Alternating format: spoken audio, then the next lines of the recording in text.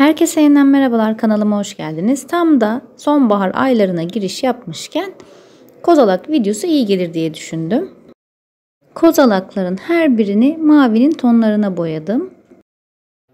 Küçüklü büyüklü tam 8 adet kozalağa ihtiyacımız var. Ama böyle çok küçük ya da büyük değil, orta boylarda. Kozalakları kesmiyorum. Bütün şekilde kullanacağım. O yüzden olduğu gibi boyadım. Hangi markanın hangi tonunu kullandıysam açıklama kısmına detaylı bir şekilde yazdım. Kozalakların hepsini bu şekilde boyadıktan sonra kurumaya bıraktım. Benim boyadığım gibi bir rengin tonlarına da boyanabilir. Tek renkte olabilir ya da birçok rengi kombinleyerek de boyayabilirsiniz.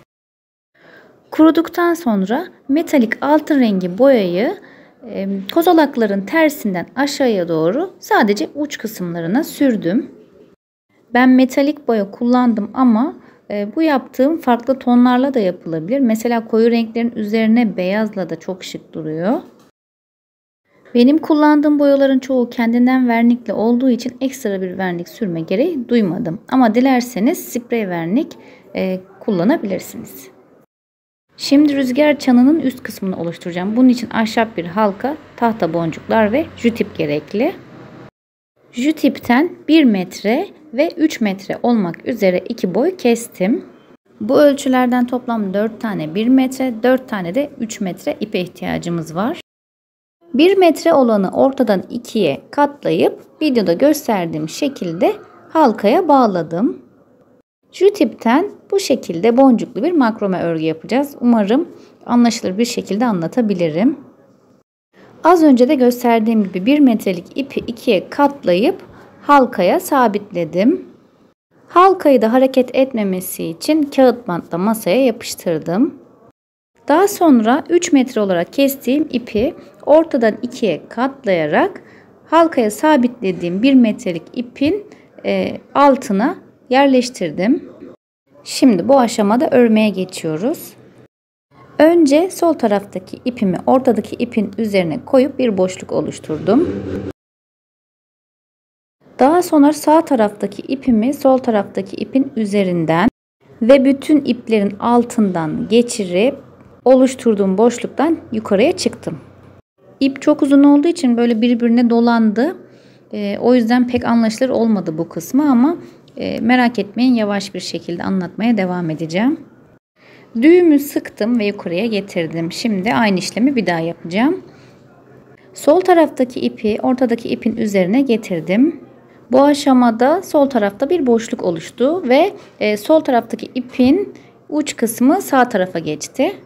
Sağ taraftaki ipimi aldım ve sağ tarafa geçen ipin önce üzerinden daha sonra altından geçirdim ve oluşturduğum boşluğun yine alt kısmından yukarıya doğru çıkardım ve düğümümü sıktım. Düğümü hep tek yönde yapıyorum. Böylelikle ördükçe düğümüm burgu şeklini alacak. Daha önce hiç makrome örgü yapmamış olanlar için detaylı bir şekilde anlatmak istedim. Umarım kafanız daha çok karışmamıştır. Çünkü ilgi alanım boya olduğu için makrome anlatmak benim için çok zor. Aslında makrome düğüm teknikleriyle ilgili bir sürü video var. Benim anlattığım şekilde anlamadıysanız onlara bakabilirsiniz. Bütün düğüm tekniklerini biliyorum ama bu konuda profesyonel değilim. Aslında konuştuğumdan çok uyguladığımı dikkate alırsanız daha rahat öğrenirsiniz. Hiç zor değil, sadece biraz pratik gerektiriyor. Biraz da zaman ayırıp çalışmak lazım. Ben hep sol tarafı dikkate alarak ördüm. Dilerseniz sadece sağ taraftan da örebilirsiniz. Düğümler hep tek taraflı atıldığı için o yine ördükçe burgu şeklini alacaktır. Bu verdiğim ölçülerle karşılıklı 4 tane örgü yapacağız. Diğer 4 tanenin ölçüleri farklı olacak. Örgüm 4 santim olduktan sonra orta kısmına bir tahta boncuk taktım ve aynı şekilde örmeye devam ettim. Kozalakları mavinin tonlarına boyamıştım ama bu boncukları renk renk kullanmayı düşünüyorum. Her 4 santimde bir farklı bir renk boncuk takarak örgümü aşağıya doğru ipim bitene kadar devam ettirdim. Artık sıra sonuna geldim. Toplamda 6 tane boncuk takmış oldum. Şimdi son boncuğu da takacağım. Daha sonra 4 santim daha örgüyü devam ettireceğim ve ipi keseceğim. Ortadaki ipleri bırakıyorum çünkü onlara kozalak bağlayacağım. Yandaki düğümü sıkılaştırıp iplerini kesip bu şekilde devam ediyorum. Uzun iplerimin örgüsünü bitirdim. Şimdi kısa olanlara geçeceğim. Sarı boncukla başladığım ipler uzun olanlar, yani 1 metreye 3 metre kestiğim ipler. Pembe iple başladığım ipler de kısa olanlar. Kısa olanında halkaya bağladığım ip 80 santim, ördüğüm ip de 2 metre olarak kestim. Örgümü bitirdim. Bu aşamada 4 tane uzun ipim, 4 tane kısa ipim oldu. Yani toplamda 8 adet örgü örmüş oldum.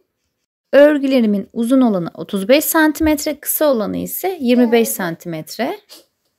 Şimdi rüzgar çanının gösterdiğim plastik halkayla asılacak kısmını yapacağım.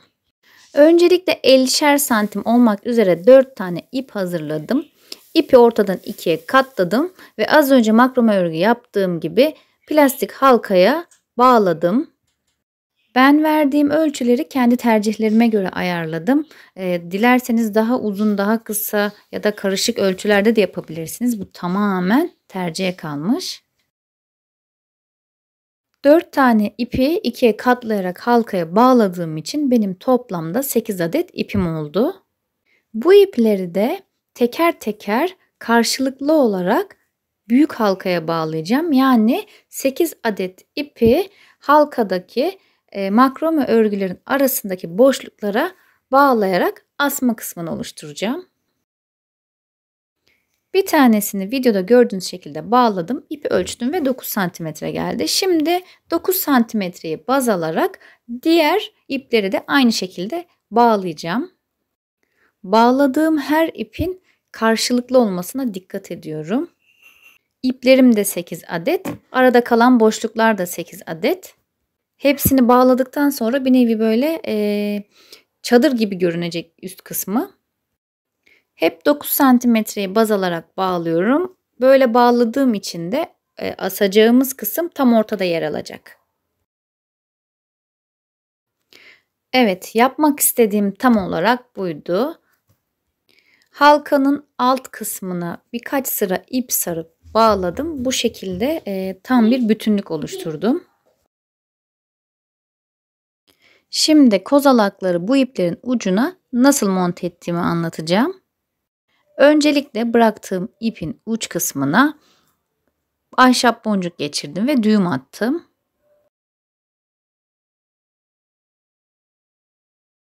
Daha sonra kozalağa bir parça sıcak silikon sıktım ve bağladığım boncuğu buraya yapıştırdım.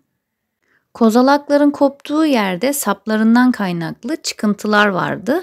Bu kısımlara sıcak silikon sıktım ve ipi etrafını sararak yapıştırdım. Bu ipleri aslında uç kısmına bir şey asarım düşüncesiyle biraz fazla bırakmıştım. Ama sonra vazgeçtim. İpleri dip kısmından kestim.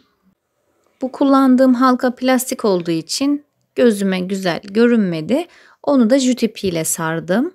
Eğer ahşap halka kullanacaksanız tabii bu şekilde kamufle etmeye gerek yok. Eğer videoyu buraya kadar izlediyseniz minicik de olsa bir yorum yaparsanız çok mutlu olurum. Aslında ben burada çalışmamı bitirdiğimi düşünüyordum. Sizce ne unutmuş olabilirim? Tabii ki de rüzgar estikçe ses çıkartması gereken çanı unuttum. Bunun için de deniz kabuğu kullanacağım. Öncelikle sert bir zemin üzerine bir havlu koydum ve çivi ile deniz kabuklarını deldim.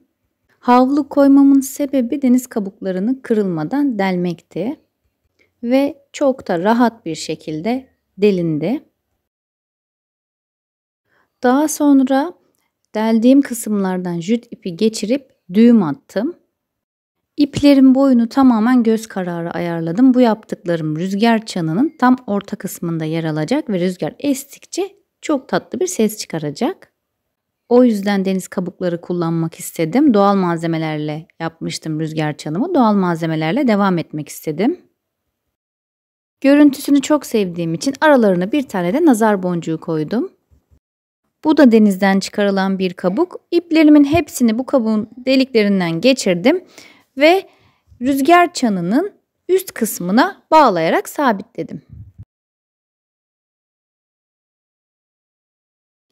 Evet, eksikler tamamlandığına göre rüzgar çanı balkonda yerini alabilir. Çıkardığı sesleri videonun sonuna ekledim. Bugünlük de benden bu kadar. Videoyu beğendiyseniz eğer beğen butonuna basmayı, kanalıma abone olmayı ve yanındaki zil işaretine tıklayarak bildirimleri açmayı unutmayın. Bir sonraki videolarda görüşmek üzere. Kendinize çok iyi bakın. Hoşça kalın.